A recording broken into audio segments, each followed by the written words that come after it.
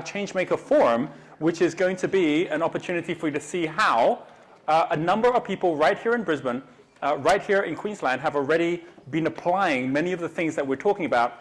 And the fact that waves come and go, which means that for some of them, or all of us actually, we've all had times when we're on a wave for too long, or another time when we actually missed the wave we should have been on. And so how we do that, what the pathway is, we're about to have an opportunity to see how this actually works in real life from real life examples here in the room. So if you take out this sheet, which you should all have somewhere, this is the one that has all the contact details and so on the one side, and then on the other side, it has this here, which are the 5 changemakers who are going to be joining me on stage in a moment, right? So they've been in here listening along with everyone else here as well. They're all, like I said earlier, you don't want to be a teaching teacher, you want to be a leading learner, which means instead of being someone teaching off past history, you're learning new things every day, and you're actually at a point where people want to follow you because of what you're learning. Every one of the 5 people here are leading learners. We have Ben Walker, who's going to be joining us on stage. Ben is in the one place within a business where you actually have got a ringside seat, which is on the accounting side. And as you can see here, his focus has been actually going from the whole kind of like Big Four side with KPMG, and then after that, winning the Anthill Online 30 Under 30 Award in 2014, building businesses which are already related to himself and his family, and now he's out there inspiring entrepreneurs and business owners. So we're going to hear his journey and also the ways that he's seeing right now from the point of view of the ringside seat of accountants. We've got David Dugan, who's going to be joining us. David is the founder of Elite 500, which is a mastermind program, and that came out of conversations I had with David. David has been part of my mentoring. David himself is a mentor and has done some really awesome things by the way he's actually connected up with banks like Westpac and others to find the right routes to market to the companies that he wants to be working with at the right level as well. While others are scrabbling around trying to find their clients, David has actually set up some really solid ways with his brand to get attraction as opposed to the action. So we're going to see how he's done that, but it hasn't come, again, without struggle. There's been all sorts of things where David, as a supporter profile, has different challenges from someone like Monty, who's a creator profile, right? So how we are in terms of our profile and what we naturally do is all going to come out in terms of our own self-discovery and the best way for us to build our teams. Gideon is a great story. So Gideon Shalwick is actually, while he's based here in Australia, one of the best known YouTube experts specifically for people who are looking to build their YouTube presence. And it's a really interesting story of Gideon because Gideon has actually got, on the one hand, his own channel where he's got a huge number of views. He's actually helped a lot of people to actually build very successful YouTube channels. And now he's building platforms, and this is him seeing the progress within the industry and where he wants to play as well. We'll be hearing from him. And Gideon actually came out to Bali and was one of the mentors there. And it totally happened as a result of me starting my channel. And then on one of the channels, I noticed the comment from Gideon who said, hey, I noticed you're not getting many views on these. Do you want to actually have some help? And I'm like, sure. And so straight away from there, he then connected with me. He helped me out, and we actually launched the entire program that we now have on the YouTube channel as a result of his support. And then he came out and was one of our mentors at one of our events in Bali, which was just awesome. And then we have Miranda Bond, who, again, talking about leading learner. She's been a leading learner in 3 different industries, 3 different companies: digital, multimedia, natural cosmetics. And what's so great about what she's had to do is learn as she goes in 3 different industries, but obviously doing it from her passion. As you can see here, that she's got makeup, which is certified organic, vegan, cruelty-free, halal. No other makeup company globally can boast such credentials.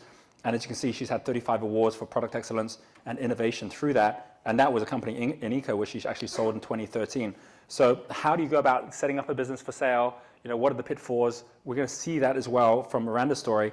And then Monty, I already mentioned earlier, and you heard from Monty earlier with his Easy VA company. How do you actually design your business in such a way that it serves your life instead of you becoming a slave to the business? We have an amazing panel here. You'd probably have to travel some way and go some distance to actually meet with any one of these 5. The fact they all came today means we get a treat of actually having them all on stage together, where we're going to have a conversation. And you are going to have a chance to ask some questions as well. So can we please give our 5 changemakers a really big round of applause as they join us on stage? Where are you? Where are you? Okay. Oh, here they all are. Okay. Coming up. Coming up. Awesome. All right. Welcome, Gideon. Welcome. You can sit in the middle. How about that? All right. All right. Good to see you. Good to see you, Ben. Hey, guys. Good to see you. Good to see you. Good to see you. All here. Okay. All accounted for? Good. Yeah, look at that. We only have one woman and all these men. You guys are going to have to put up your feminine side today. All right, okay, we get a good balance here. All righty, so I'm going to start with Miranda, actually. Yeah, and well, Miranda, I would love to ask you, and these we're going to share around. I think these work okay. I would love to ask you that, like, on paper, it all looks super successful, what you've been doing.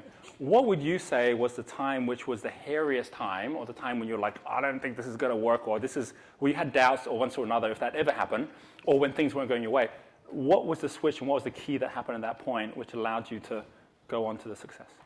Okay, so in terms of challenges, I think one thing that I would say is that I made repeated mistakes in business.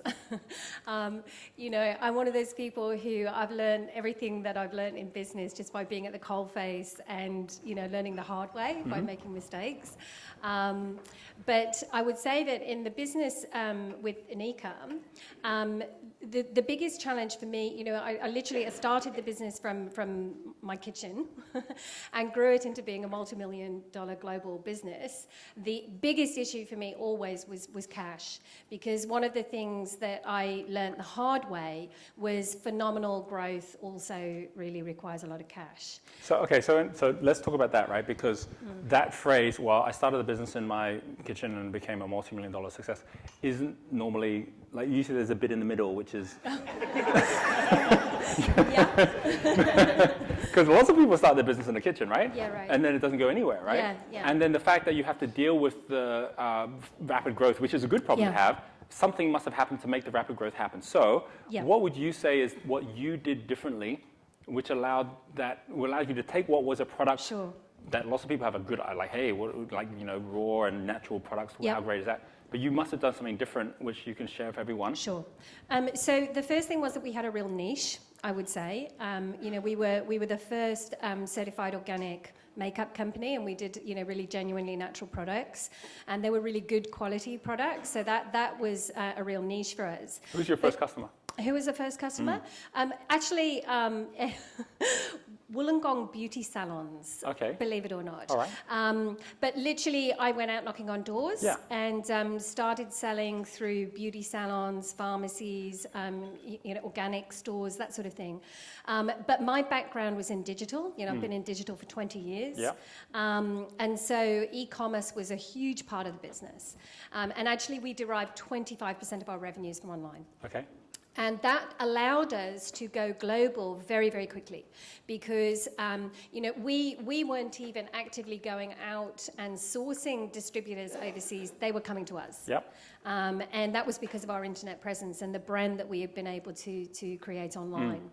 So that was huge. That was good. And when you went to the Wollongong beauty salons and beauty centers, what was it that made them go, sure, we'll take the product?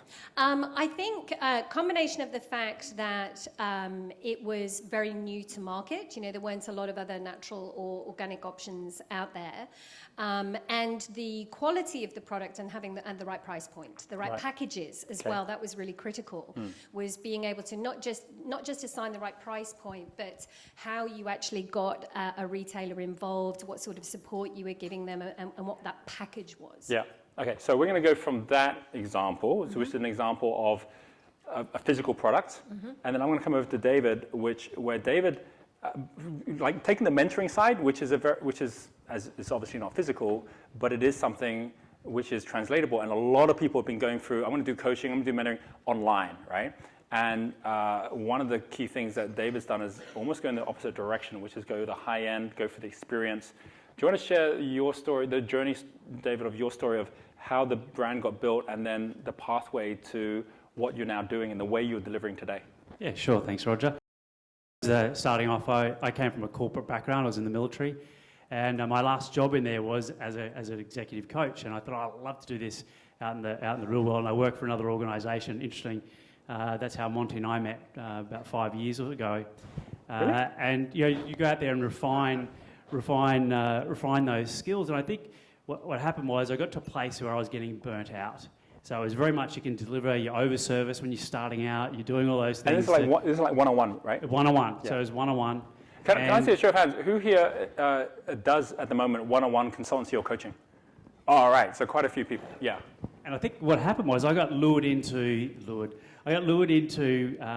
did a lot of the online stuff. And I thought, wow, I need to go and do this high-tech IT stuff. So I sat and I did every internet marketing course, every like stock trading course, all these kind of things I think, that I could get, give me the little break. And it was actually, we met 2007, and it was a question. I said, well, how do I do it? How do I get all this stuff done? And I've got all these things I need to do. And it was just one simple answer. You said, you just asked the wrong dumb question. It's who. So it was like, now I get it. And so it was about building a team and building the right people to support me. And they didn't always have to be full-time people. They meant people that came into it. And in growing that, it went very quickly. And I got to the point of getting to max out. And it was like it was probably about 70% max out. And I said, right, I remember sitting down and going, these are my plans, this is my marketing promotions, doing a lot of work with the corporate area and the Westpac and those banks. And on the Westpac relationship, this is one of the most important things. For a lot of us, we're like, well, where do we get the market? And as you heard from Miranda, she said, here's the market. It's not the individual buying, it's the partners, it's the companies that are going to have individuals coming in who are going to want this. And similarly, in your case, going to Westpac was about the fact that they all wanted their corporate clients to be looked after. And by going to them and saying, hey, I'll do a free session in the evening or whatever that people can come to, and then from there, we've got a program that can be endorsed by Westpac. It meant that the door was open to all the branches all around Australia. Yeah, and that's pretty much what happened. I had all these laid out and had a whole series more. I think the thing is, when everyone thinks of big corporate, there's a great big deal. Like, I was a total numpty at this. Like, I had no idea what I was doing. I come from a military background, and here I'm talking to Westpac Bank and these other people. But it didn't start at the top. It started from the Wynnum Westpac branch. In fact, there's one of my long-standing clients who is actually in this room from one of those meetings back way ago. But it started from something small, and then another branch, then we went up and down Queensland. But then I had more plans, and that's when we sat down and you went, you're going to do that, you're going to max out, you're not going to be able to do anything else. And then it was like, what's your strength? And so the strength was in teams, but particularly around the supporter profile, around how to bring people together. So it went from being a very good, lucrative one-on-one model to now a mastermind, which has a bit of one-on-one, has a bit of group, and that's evolving, as each year goes by, and I follow what you're doing and get the tutelage from yourself as well. That consistently grows and evolves. But it started off one-on-one, and then it was very much around, what strength do I need to bring in? And so it was very much bring the group together, let them partner with each other. That's definitely the vision of what we're doing, bring 500 entrepreneurs together so that they basically don't need to do any other business outside the business that's in the room. What was really nice as well, and what is so important, is how do you differentiate yourself in the market? Because one of the things that you did was, when we were talking about, your military background, how do you bring that in? In fact, what I love, David, you told a story where I said, what do you do different with these companies? And he said, it's when I was in the Special Forces, and at the highest level, you just do certain things different and boom, you go up to this level. And I want to show companies who are okay or good how to be extraordinary at this level. So he said, you have to have a word which actually explains that. So what are the words? And I remember, I was playing Call of Duty a lot with my son at that point. I was like, you know what Call of Duty do for their top end? They call it elite, right? He's like, elite, that sounds awesome, right? So we created the Elite Mastermind 500 because it's that top step level there. And the 500 was the number, which is the vision of how it was going to happen. And then the masterminds came in. And your mentoring is anywhere from 15, 25,000. It's not small numbers, but you don't need a lot of people to do that the whole thing becomes something very, very easy to deliver great value to. And then the online side is really just the content, which you can get for free, right? So this is one of the examples of how there was a time, only 4 or 5 years ago, when there was a middle to the market, where you could sell something for $197 or $497 or $1,997. I mean, this is a whole internet marketing thing where you go one to the other. That whole market's fallen out. Even the people teaching that don't do that anymore, because everyone's either wanting it for free, because they're like, I can get all the content for free, so I want it for free, or I'll pay for the experience, but make it an awesome experience. And then you can charge a lot more for the experience. That's the multiply goes for free, magnify goes up in value. And that's very much what David's doing really, really well right now. And I think that my background is I did lots of university courses, and I don't know if anyone else has been out there, but I thought if I kept on going to do another degree, another business degree, or another whatever it is, that I would learn and keep on growing, and I'd be successful in business. But I realised that the lecturers were lecturing for a reason. And so then it was about going, I have to go outside to find out that people are actually doing it. So I think the biggest distinction is that a lot of people actually know what to do. It's just they're not actually doing it. So it's the implementation. It's not information, it's the implementation is key. And that was in our conversation, that was the shift for me. It's like, you know what to do, brother. It's like, well, I got 5 things, which is one I need to do now. And then it's a matter of going, that's the one now, follow through and execute on it. Yeah, awesome. So let's take that whole idea, that's the magnify strategy. Let's take the idea and look at the multiply, which is what happens when it really starts taking off. And I'm going to come over to Gideon, because Gideon basically, Gideon, I'd love you to share the story of how you got into YouTube and what you've seen within that, what you've seen within the growth of that in terms of where some people have got things horribly wrong and other people have got things fantastically right, and what you've seen as the difference between the two. Yeah, sure. So the way I got into YouTube was I kind of fell into it. This was back in 2007. I started my first business, 2006 actually, and I wrote a book and I started selling it on the internet. And my first partner that promoted for me did a really good job, and I got a ton of sales.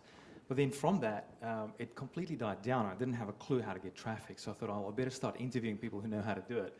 And back then, the thing was audio interviews, sound interviews. And so I thought, let's do this differently. Let's do some video interviews. So I started interviewing people on video, and it was just an absolute nightmare because YouTube was just getting started. No one was doing online video, but I got into it. And from there, I saw the opportunity. I saw the opportunity of YouTube. And from there, I teamed up with a local magician here in Brisbane, actually. I was doing the camera work and the video marketing, and he was doing the magic. We do these magic tricks in front of all the pretty girls in Queen Street Mall just here. And I'd film them, and then afterwards we'd show how to do the trick. That channel's now gone from that beginning point to over 260,000 subscribers, 30 million views. So it's really being able to go from a single magician doing local gigs to now being a global phenomenon, being the #1 channel for free magic tricks around the world, all because we used a multiplying strategy like going onto a place like YouTube. Some of the things that I see people do wrong, that makes it really hard to succeed on a place like YouTube, is very much in line with what David said as well. Getting the who wrong. The who is incredibly important for when you're, I think, in any kind of business, but specifically on YouTube, you really got to get clear on who it is exactly that you want to target. And then you got to make sure that there actually is an audience to target, first of all. And if there is an audience, is it the right kind of audience that you want to target for your business? You get that wrong, then everything else falls over.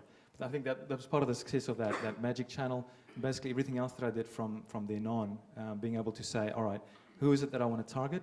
And what specific problems do they have that I can solve for them? And so the bigger the audience and the bigger their problems are, the more lucrative the market's, just as simple as that.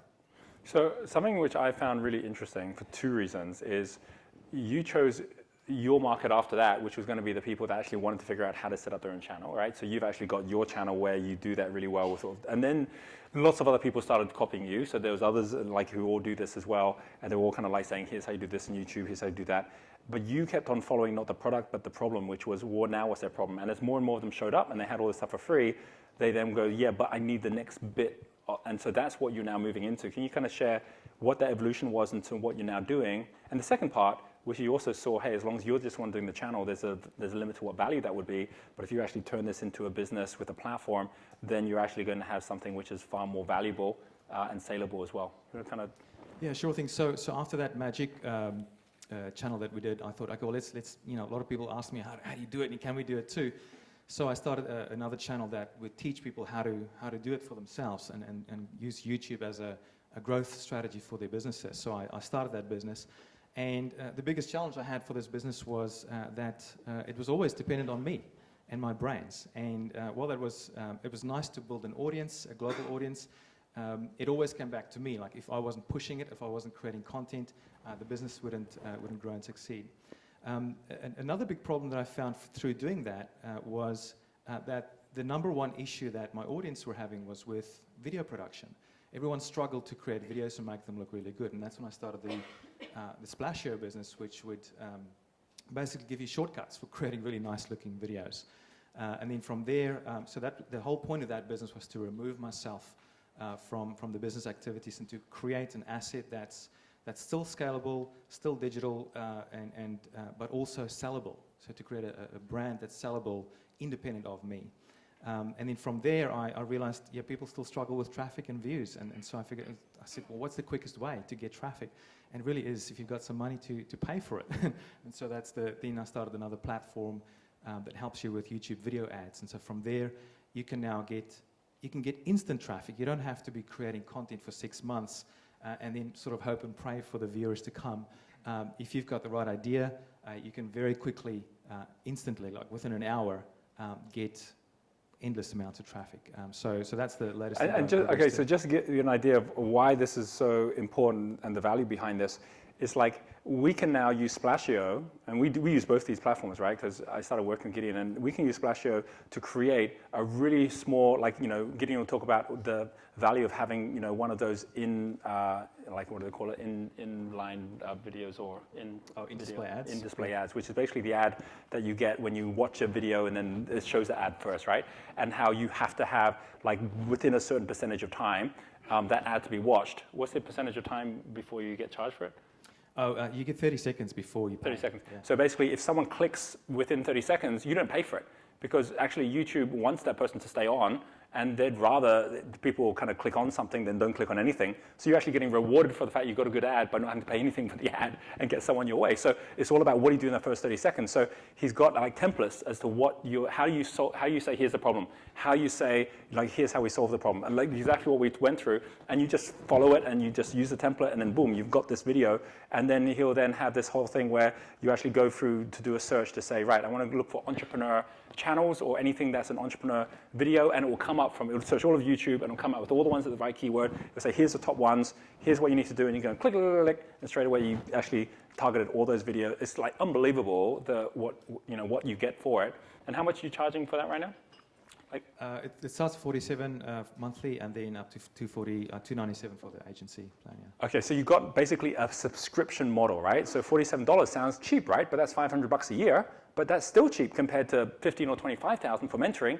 But you've now got something that you can't do without, right? So these are two examples of products that people are willing to pay for because of the experience or because of the tool and what it gives you. Whereas many of us are out there trying to sell the wrong thing at the wrong price, wondering why we're still struggling, right? But you get the right thing and then everything starts coming your way, which is pretty awesome.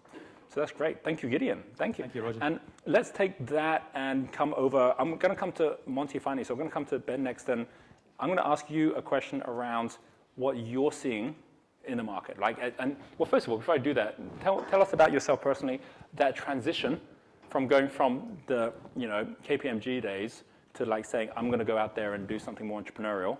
What happened there? Yeah, so I started at a Big Four accounting firm, and I quickly saw, especially given the GFC, that the culture of the place wasn't holding too well, and it was changing me as a person. So I thought I've got to get out of here before I turn into something I don't like, straight up. But so I went to a suburban accounting firm where I got to work a little closer with our clients, and I could actually see the change that we could have in people's lives and families. And I guess after a couple of years, I kind of got bored, and I thought this accounting thing can be done much better. We can focus on the customer, focus on understanding the numbers, and not just pumping out a tax return every year. So I started Inspire CA in 2013, and just completely different build-up of our business model. And 9 months after I started, I had a good friend, which some of you might know, called Paul Dunn. He suggested that I start a cafe inside the office, and I thought about it for 30 seconds and thought that's a good idea, so that's what we've done. And we've got a place where we can sort of have meetings and build a community around what we're doing. So it's not just numbers, it's much more than that. What have you found being the toughest thing in this whole transition? The toughest thing is going into something you have no experience at, and in particular, that was the fit out and build of a cafe. Right. So, and running a hospitality business. You did that yourself, did you? Doing all the build and... I did the tiling. You did the tiling, okay. And if you were to comment on what you see being the biggest pitfall of startup entrepreneurs when it comes to the financial side, what would you say? Absolutely. So it's more so the denial around the numbers, or the perception that it's too hard. And just like, I feel with, and I should have talked to someone about the build and project managing that, just the same as for entrepreneurs and business owners, if you outsource and seek that insight from somewhere else, that's where I see that people really get it. One of the things that is earlier I was talking about forward-facing AI compared to backward-facing AI. Forward-facing accounts compared to backward-facing accounts is the same thing, right? You get an accountant who's going to basically give you your monthly accounts, usually 2 months late, as to what was happening in your business a couple of months ago, or you've got someone giving you real-time information, or you're getting it yourself because you're using something like Xero or QuickBooks Online or something like that, and then your accountant's spending their time, rather than trying to add the numbers or work out what's going on, it's all happening automatically, and they're actually spending their time looking forward to say, well, what do these tell us about where we're going, and what are the forecasts and where we're heading? What would you share with people about, especially in today's world, the difference in performance of those companies that are more forward-facing with their accounts, where it's just done, as opposed to those who are constantly trying to figure out what's happening with it? Absolutely, and some of us might resonate with the doing our bookkeeping or numbers once every 90 days just to make sure BAS is lodged. One of the differences I see is if you're running off bank balance accounting or just looking into the bank and saying, okay, there's money in there, or okay, there's nothing in there. I think that can really drain us emotionally and really pull us down, or you go on a bit of a roller coaster. But if you know how much cash is going to be in the bank in 30 days, in 60 days, in 90 days, that takes away a bit of the stress. And I see that with technology now, we're able to do those things much more easier than we have previously. Very cool. Thank you, Ben. So Monty, in this journey we talked about earlier, everyone's heard a little bit about the journey. What would you say has been the biggest hiccups along the way, and how did you navigate them? In the business that we're in, we're dealing with people, and lots of them. So when you're dealing with people, things aren't always 100%. Let's get real. There's always problems with people. So that's probably the hardest. Said like a true creator as well.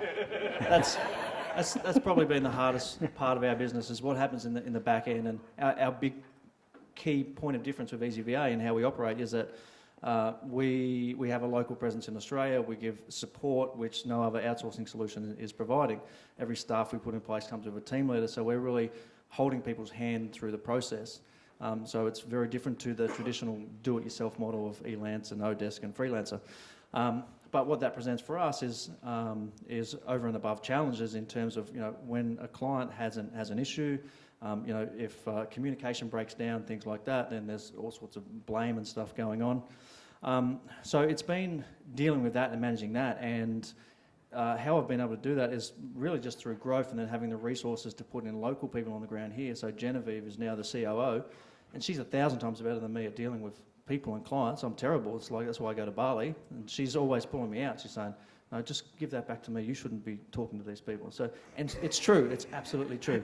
So the thing, that's been the critical juncture for us, I guess, is getting to and that point. that was a big learning curve as well, because the point is when you are at that kind of like startup point, you feel like you do need to be doing all of it. So actually that letting go is a challenge. How important was it to have that physical shift away, so you're not actually like down the road from the office saying I've got to go in, and actually saying, well, I'm in another country, so what can I do? And the internet's not even working, so it's, how important is it to actually sometimes even say get out to get that? Well, I think it's great, and I think that's what's great about iLab is it takes people out of their normal way of operating and gives them a new paradigm. And because I think people get so used to operating a certain way, and everything becomes unconscious, and it's like you go through all these patterns of how you operate in your business, and even things like emails. It's like we're so used to checking our emails 17,000 times a day, but it's very unproductive to do so. But it just becomes a pattern. We don't think about it. So when you take yourself out of your normal environment, and the way I explain it is it's like booby trapping yourself for success. It's like you've got to take yourself out of it. And that's the same when we teach people about using virtual assistants. At some point in your business, if you want to grow, you have to bite the bullet and put people in. Even if you think you don't have the resources, you're not going to get to that next level unless you bite the bullet and do something about it. Yeah. Here's what's interesting about what we're about to do, because we're about to get to the Q&A section. And it just struck me that every one of our changemakers up here have got a particular niche that they happen to have chosen, which is in itself disposable knowledge, right? Meaning that more and more people are saying, I don't need to do this, I need to get someone else to do it. So they're all on a wave. So whether it's Gideon on YouTube, it's like, well, I don't know how to do YouTube. It's Gideon's like, well, I can help you do that, and I can give you the systems to do that. Or Monty on the outsourcing, it's like, yeah, we'll educate you, we'll give you the structure, we'll give you the team. Whether it's Ben on the accounting side, whether it's Miranda on the digital marketing side, whether it's just getting your mindset right and the fact that there's people that can help you do that, which is everything that David's doing. What's so powerful about this is when you actually choose a niche which is in itself getting outsourced or becoming something which people cannot keep up to date with, and that becomes your real passion, then that really means that you've effectively given yourself job security for life, right? Because that's never going to go. And the more that things change, the more actually valuable you become, provided you're looking after your customers too. So you might have a question which might be about a specific expertise that someone has up here. You might have a question because you see they've been on a journey where you'd like to ask them a bit more about that journey or about something about the learning or just some particular advice that could be directed to you as well. Whatever that question is, I want you to think for a moment, right? About if you just had that $100,000 or $1 million question, what would it be? Who would it be to? Take a moment with the person next to you and just share, if you could have a chance to ask one question, here's who you'd ask and here's what you would ask, right? Take a moment and come up with something. What would it be?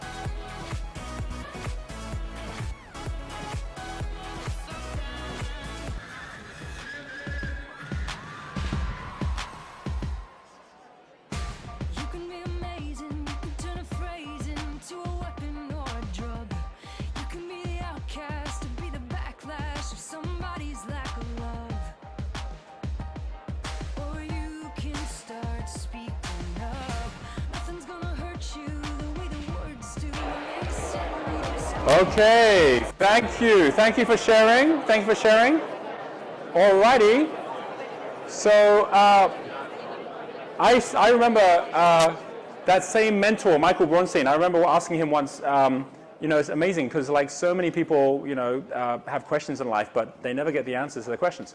And he goes, "Oh, there's a really easy way to know which people get answers to questions and which people don't." I go, "Really? What is that?" And he goes, "Well, generally the people who have answers to the questions are the ones who are willing to ask them." So whoever here has a question you'd like to ask, we have. Whoa, okay, the hands are going up. Okay, let's start with a few here at the front with this gentleman here. We've got a microphone coming away. So when you get the microphone, start by just sharing who you are. And whatever the company is you have or whatever you're from. And then if there's a particular person you're asking, direct it to them, then ask the question.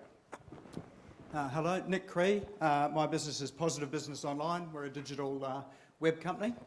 And my question's to Gideon, being in the digital space as well. You said something interesting, which was about being able to identify the who and the people that have got the most amount of problems, but I guess it's the people that have got a lot of problems and big problems to solve, obviously have got money to spend in solving it, but when you do go into something like that, how do you find where there's a large market of people with a good chunk of problems to solve, you can get in and start to make some money? So the question is, how do you find those markets and get into them? Well, there's many different ways. The one way that I found most effective at the moment and the quickest way is through paid advertising. And so there's a bunch of different paid advertising platforms at the moment. You've got, Google AdWords, sort of started the whole show with it. Bing ads, whatever, all the sort of search engine ads. Then you've got Facebook ads. A lot of people have been getting a lot of success from. And now something that is really starting up, and I think it's going to be huge in the coming years, is video advertising.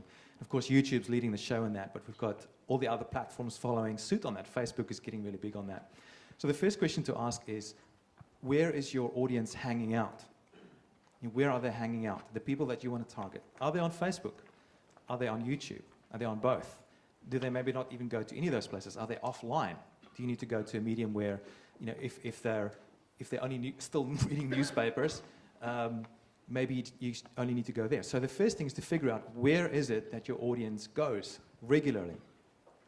And then from there, you can figure out a strategy. So in my case, I like the YouTube thing because it's such a massive audience. Just to give you a feel for it, there's 300 hours worth of video uploaded every single minute on YouTube right now. If you do the math, that's 18,000 days worth of video uploaded to YouTube every single day.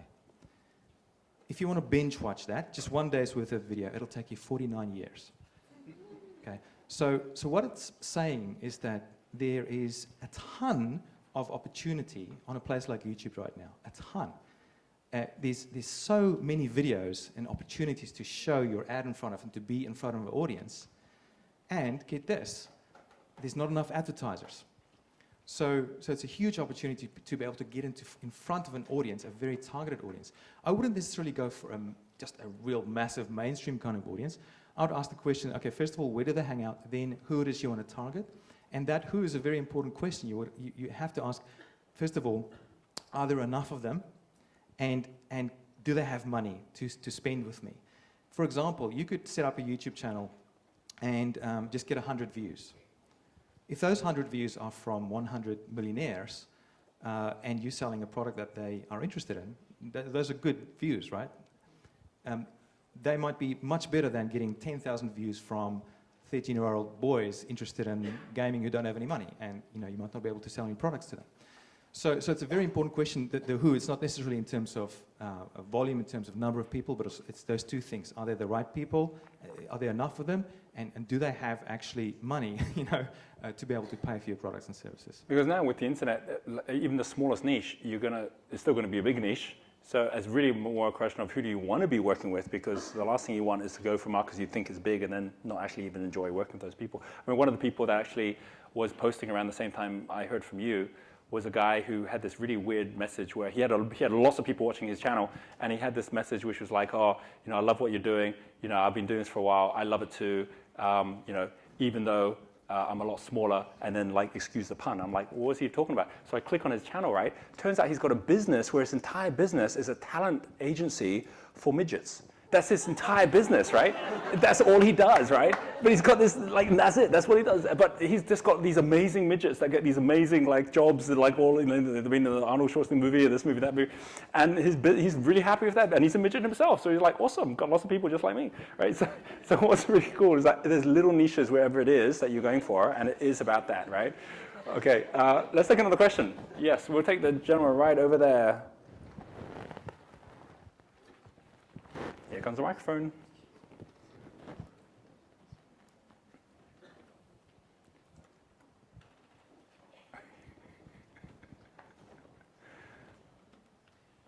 Hi, my name's Jeremy Harris. I run an accounting firm in Brisbane here, and we're building a brand new niche in servicing golf professionals.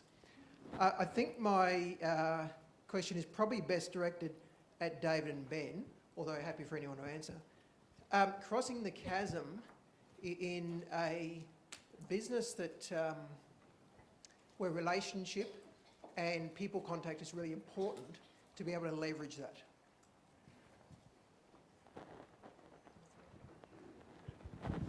So just to ask a question here, is it that you're going into that market, or you have gone into that market, or The golf professionals Yeah. are going into that market. so you haven't gone into it We yet, and already you have a strong business base right now, but this is a new market. So I'm not talking specifically about the golf professionals. In an accounting business generally, where clients have a high expectation of who they're dealing with and the personal relationship. So is it, just to get clarified, is it how to get in, like how to get into that market, or is it how to service them once you've got in? Which part of that is it? How to service. How to service Yeah, it? yep.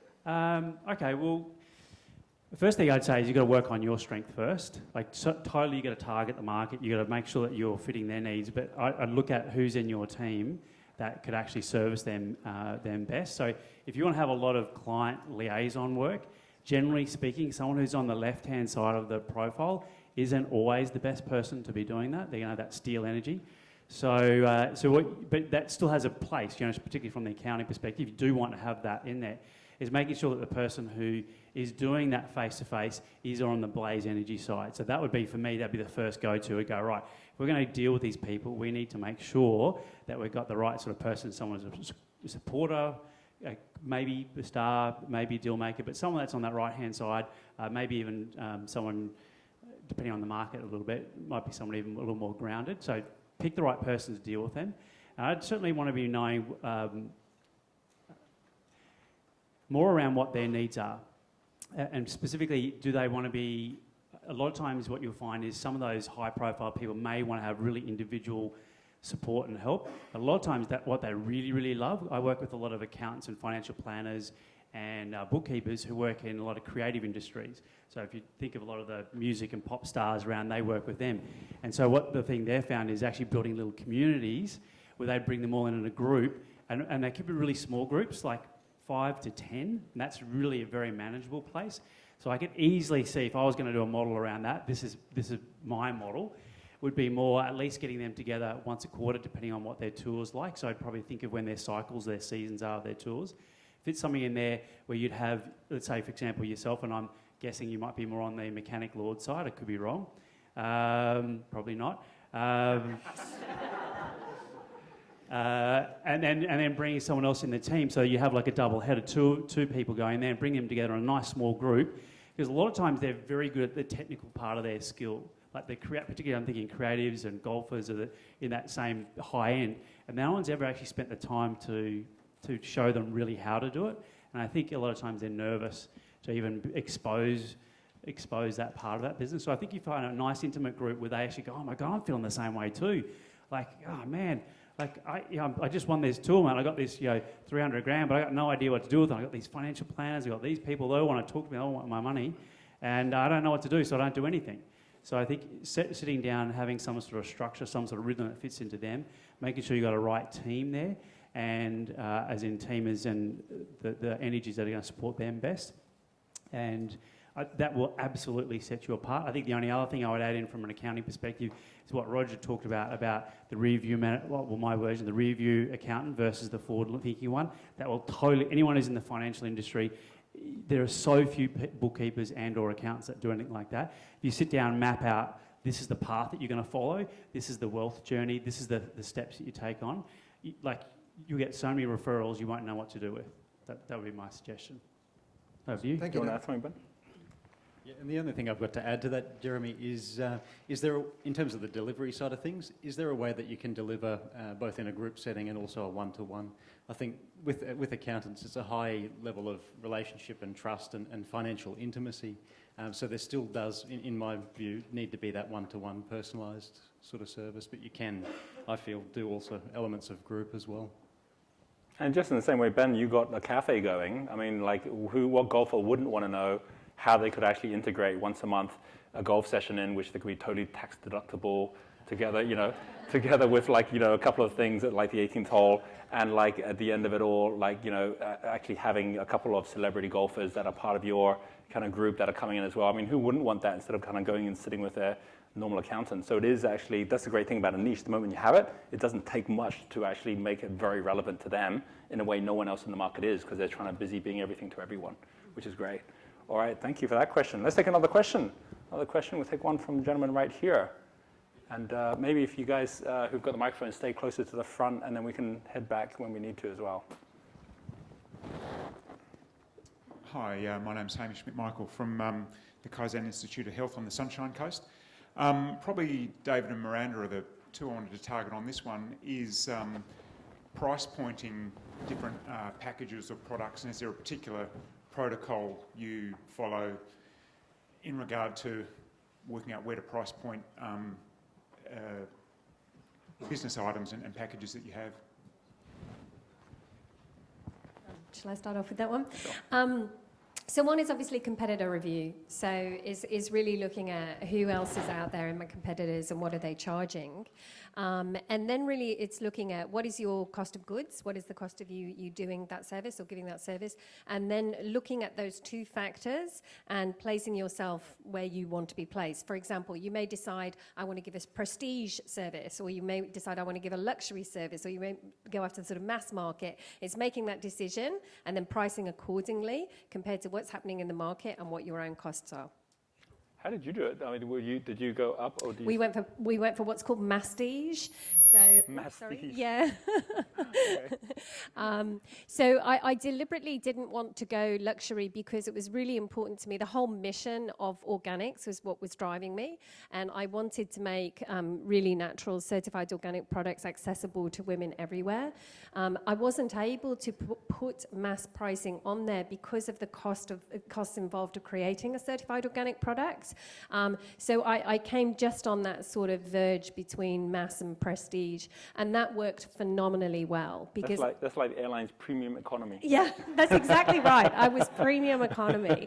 But it was actually a really good strategy because it meant that it was so accessible for women to try. And when women tried the makeup, what they discovered was that it was actually as good a quality as the luxury, and it had no harsh chemicals in, so that was a real plus for them. So it was a good strategy. And Ben, did you want to add something as well? Oh, no, whoever. Yeah, so I think that's a fantastic topic. That's often a question I get asked, particularly from someone who's in a service-based industry. And it's really interesting to hear Miranda's answer, because mine would be the exact opposite. So I have a totally different way that I would look at. However, mine's from a service background. I was for 18 years a dentist, so I specialise in that area in dental anaesthetics and sedation. So I come very much from a service background, and so the last competitor. So that's like the very last place. In fact, some of the guys recently we've been going through pricing, and that is the last thing you do. The first thing I do is really map out what is the product and what Roger was talking earlier around what the problem is. So really, what is the problem, and then what's it worth to the client to solve that problem? So very much around the value and the value pricing. So particularly if you're in the financial industry or anything that's time-based billing, and even like our industry in the health industry, it was even though you do item codes, it's still a time for money to a large degree. So I just really flip it around and go, what's the value? If I could, and a lot of times you can ask them, what's the value that by me solving this problem is worth you? And I found that to be much better. It elevates your thinking as well, because what often happens is instead of this one little item I need to sell, it's like, actually, what do I really want? What's the problem I'm really solving? I don't want to just fix my back. I want to feel vitality. So, okay, let's package a product where I'm going to, let's say, was it physio or chiro?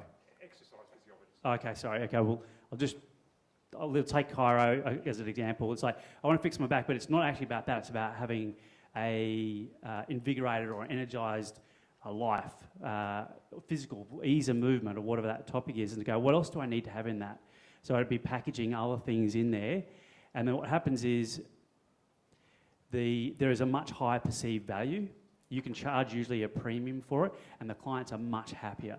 So instead of just getting this it's almost like horse trading. I'll do this, you do this. They're very much like even with accounting, and I know this is why Ben's great at what he does. I know he does value pricing as well, where it's not necessarily hourly rates, which just sets up a negative. It sets up a poor relationship with the client. It rewards poor performance. You know, the longer you take, the more you got to pay. So, you know, anyone who's doing time billing, if there's one thing you take out of this, it'll be, you know, stop it. It's one of the worst things you're going to do, and just value, what's the value I'm actually providing? And that takes a little bit of thinking. It probably takes a bit of surveying of your clients as well, and finding out, you know, look at your best clients and say to them, well, what was it worth? You know, if you had to pay for this, and what would you pay for this? And people today are more happy than ever to share. I mean, you send out something to your customers and you say, we've got these free options in this year, something that's all free, and you get a few of things from us, or one which is going to cost roughly about this much and we'll be able to deliver this, or one that's going to be much higher level, but I'm going to give more. Which of these free would be most interesting to you, so we can actually make sure we're going to be sending you the things that are most relevant? People will fill that out because they don't want to get the wrong stuff. They'll go, yeah, I want the free stuff, don't worry about the rest, or I want to, and then you can then really make sure you're making the most of it. And also the second thing, which actually comes back to Gideon's point on what he's doing, which is subscription, is the entry level to someone is not the same as the lifelong value of that as well, right? So Monty, like with the way you set up, I mean, most, if you go and do most outsourcing, it's by the project. With Monty, he's actually done it where it's actually a subscription model. We're actually paying on an ongoing basis, and what you're getting is something which is actually by the way you've kind of bulked up the hours. You want to share how you did it and why you did it that way? Got an extra microphone about. Awesome. We're down to one microphone. Is there one around here somewhere? Oh, okay. Oh, you got it. No, I think we should have two up here somewhere. Our pricing is done in hours, but we sell blocks of hours. So instead of it being a per project thing, you buy blocks of hours. And then... And you actually, rather than saying, here's the whole price, although you did see it, because we shared that, you also say, here's roughly how much it works out per hour, right? Yeah, exactly. So there's basically a price per hour. And when I first started out, you know, I was trying to compete. I just started out really, really low. And because our model is got a lot more labour in it, we're doing a lot more support, a lot better systems, etc., our prices are higher. But nobody's ever questioned the price as it keeps going up and up and up, because I believe that the price is only ever questioned in the absence of value. Yeah. And you give people 3 different levels, which means people can choose for themselves which one is the right one for them, and then you can deliver a different value for each level. So we've got 2 sides to the business. One is we've got what we call the Dream Team, which is that prepaid, pay-as-you-go type system, and it's kind of like credits, you know, like a mobile phone credit. You run out of credit, you buy credit again. The other system is where we recruit a permanent staff member to work permanently, and you pick and choose who your staff is, and there's different tiers, so you get to choose, all right, do I want someone at this level, or this level, or this level? And nearly all the time we're providing people at the higher level, and they want to choose that because we can demonstrate that the value that is going to add to their business. They're paying an extra $2 an hour, or $3 an hour, whatever it is, which other people at other platforms will kind of look at that and go, oh wow, that's a lot. But we can demonstrate how that's going to save them money in their business. One thing, Gideon, that you shared with me, which I'd love for you to just share with everyone your thinking behind it as well, was at the point when we started working together and you were like, okay, so what's your goal? And I said, well, I want to have more subscriptions. And you said, well, you run promotions where you make money, right? So people pay you with money. And I go, yep. He says, well, then you need to run a promotion where people pay you by subscribing. I mean, that's the payment, is I subscribe, right? So what are you going to give them which is enough value, which is going to make them want to subscribe? And that basically, we actually launched that like a day after you said it. I'm like, I get to Suraj and say, right, Suraj, tomorrow we're going to do this. And the next day we actually changed what we're doing and saying, we're going to now launch. So some of you who've been following, you'd seen I was just doing random videos every week. And then suddenly I had one where it said, we're launching Entrepreneur TV. And here's episode 1, right? And it's like, and if you'd like to continue to see this, subscribe, and you can go to this thing and you'll get a free Million Master Plan test, and you'll get like my download of $200 worth of stuff, and blah, blah, blah. And straight away, by launching that, the next day we had over 1,000 subscribers. Like in one day, like, whoa, it went right up. It was like, whoa. And it was because everyone goes, wow, there's all this value. And of course, we also had 1,000 email addresses, because they all came in and gave their email addresses to give us all of that.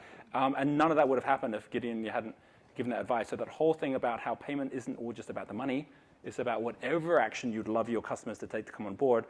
That's a huge amount of the whole free economy, really, right? Yeah, absolutely, and it ties in really well with the other thing that I thought about, which is really segmentation of your audience, and to realize that not all your customers are equal. In fact, it's not even an equal or linear distribution. It's a very unequal and irregular distribution. If you know the binomial distribution, or an exponential curve. you're going to find that there's 20% of your customers or your audience that are going to be willing to pay a lot more money. You know, they're going to bring in 80% of your income. And then if you take it further, the top 20% of the top 20%, that's 4%, they're going to bring in 16 times more money than everyone else combined, but only if you have that offer available for them. So I think you got to cater for different levels of customers. There's the free entry level, where people just get to know you. It's kind of like the, hey, this is me introduction kind of thing before you dance, right? And then from there on, you can introduce them slowly into different things, or if they're ready for it, already jump up to the higher price. But to acknowledge that not all your customers are the same. They're all different. And it's like the 80-20 thing that you got to apply to them as well. Absolutely. Yeah, so important. And this, I mean, that is the key to everything in terms of like talking about the steps. If you actually start by actually getting an invitation and registration before you even asking for money, you get to see who, because there's no point even trying to sell something to someone who wouldn't even take your stuff for free, right? So you might as well find out first of all who would want it for free. Then after you know who those people are, then they're actually saying, and here's what level I want to play at. And you let your customers choose as you go, right? I want to give everyone up here, because there's been some really great questions, but I want to give everyone here a chance for us to kind of wrap this up by just sharing, if you just share one thing with the audience as kind of a parting thing, what would that be? What would you want to share, right? And I think we're going to start with David, right? So let's come over that end. Thanks, Roger. One thing, I think now's like the most exciting time ever to be an entrepreneur. In 2013, there were 380 million entrepreneurs. It's predicted by 2020 there's going to be 1 billion. So it's like almost a tripling. And I think if you're doing anything around that entrepreneur space, like go for it. I was in a corporate job, and it was like, I want to give it a go. It was from a couple of comments Roger said to me. And I think if you've got that little seed inside you that's like, maybe I can really do something, like now's the time. Like go out and do it. Put all the effort in there. You're going to get some knocks. You're going to get some bad crap that's going to happen. There's going to be some shit. But, oops. No. Keep the encouraging. And like it's going to, we like the people in this room, we'll be here in 3 years' time. We're going to go, can you believe we were sitting in there? We heard that stuff from Roger and how cool it was. We tapped into the flow. We tapped into this huge trend, the world global sort of movement. And we're all part of it. Like that would be the coolest thing. So I just go out there and do it. Every single person in this room, if you've got the guts to come here and spend a beautiful day inside a room to listen to Roger and the other people here, then you've got what it takes to really grow an amazing business. Awesome. Thank you very much. Alrighty. So the one thing I'd share is keep your customer the absolute focus of your business. I work quite closely with a group of innovative lawyers, and their sort of tagline is, "We're the law firm that we want our friends to choose," and that's so key. And that's, if you pull your business apart, if you helicopter up above the accident or the traffic, I guess you call it. We got all this positive talk up here. It's awesome. By the way, is an innovative lawyer like a creative accountant? But yeah, build your business. Build your business how you would like, how your customers would love to see and feel and experience that. Awesome. I would second that. I would say that one of the most common problems or common issues that I see in my clients is that they just don't know their customers well enough. They haven't surveyed their customers. They haven't done any customer personas. They haven't looked at their customer journeys through their website. One of the things that I loved that Roger shared with us this morning on the little Salesforce thing was the single view of the customer. That's where you need to be, and I think that that's something that we all really need to work on. Mm-hmm. Yeah, thanks, guys. At the start of this year, I started reading a book that I try and read at least once a year called The Law of Success by Napoleon Hill. And on the second page of the preface, or I think they called it the author's note back then, he writes something along the lines of this: your success, as far as it depends on you, only really comes down to you coming up with the idea of that you want to achieve. From then on, It's a case of you being able to skillfully induce others to help you make that idea a reality. And when I read that, it just really hit me, you know, it's like going, and looking back at my journey, like for a long time, I was just trying to do everything by myself. So I come up with the idea, and then I would, you know, get in there and try and do it all by myself, and didn't really think about inducing others to help me make this idea into reality. And that's, you know, gave me a really big shift to think more about how do I just come up with the ideas and then build a team around me, or a team and friends and colleagues and partners and everything else to help me make that idea a reality. The only catch with it is that you need something that Roger talked about earlier today, and that is courage. And from that courage comes belief, and from that belief is action. And you know, I think as an entrepreneur, you need a lot of courage. You need a lot of courage. And especially in a place like Australia, where we do have the tall poppy syndrome, people don't always believe in you. They don't always believe in your idea. And you need a lot of courage to overcome that and to believe in your idea and in yourself and your own ability, and then to be able to take action and make that thing a reality. Cool. Monty. Thanks. So there's plenty of things I could share, but the one thing I would say is get yourself out of your own way, because I know what it's like to be a struggling entrepreneur, to kind of hit that ceiling, and it's kind of like you hit this barrier and then you can't go any further, and it's a really, really frustrating place to be. And how I was able to get out of that was really to realise that I shouldn't be doing everything in the business. And when I really got some awareness of what are my natural gifts and abilities and what keeps me in flow, and started putting in people around me to support what is my flow, then it all just became easy. There's what I call, it's like a tipping point, what I call the line of leverage. And when you can push yourself up above the line of leverage, everything changes and everything starts to grow exponentially at that point. So how is it you can get yourself above that line of leverage? And the way to do that is get yourself out of your own way and bite the bullet and put some people in around you to support your flow. Very cool. Awesome. And that we'll be going to go through that, because every one of these is about like a gear. A gear is leverage. That's all it is. It's the same. It's basically creating more with less at every step up. And there are these gears, which is a part of just watching the journey of each of our Changemakers is awesome. I think this has been have you enjoyed this session? Yeah. Pretty awesome, right? I just want to just finish by saying again, you know, we've had a really great opportunity listening to all five.